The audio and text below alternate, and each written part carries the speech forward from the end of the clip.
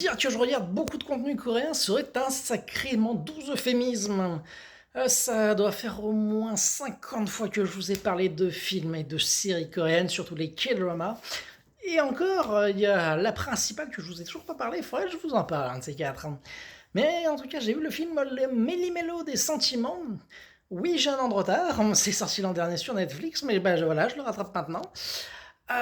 C'est vraiment du K-drama archi classique. Donc si vous aimez pas, oula non, ça va pas être possible.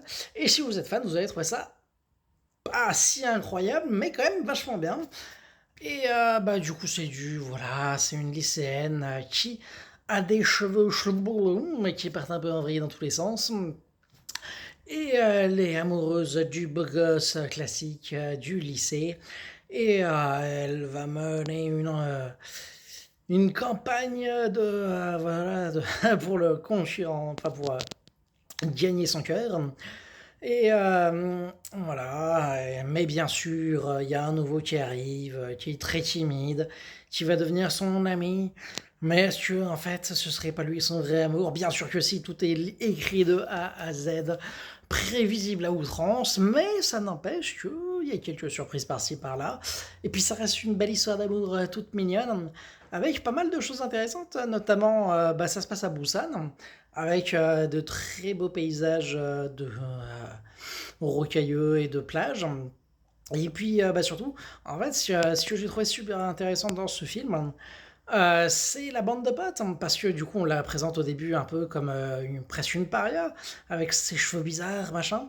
Mais en fait pas du tout. Non, non, limite tout le monde, enfin on va pas dire que tout le monde s'en fout, mais voilà, tout le monde a accepté ça.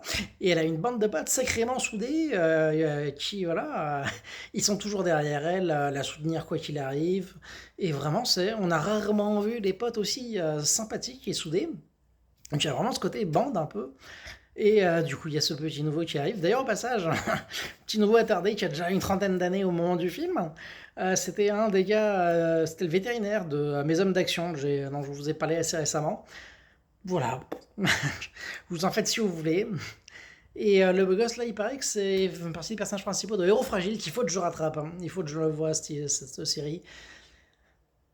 Mais voilà, il faut que je convainque aussi ma femme. Et non, voilà, si vous aimez les K-dramas, Méli-Mélo des sentiments, c'était vraiment pas mal.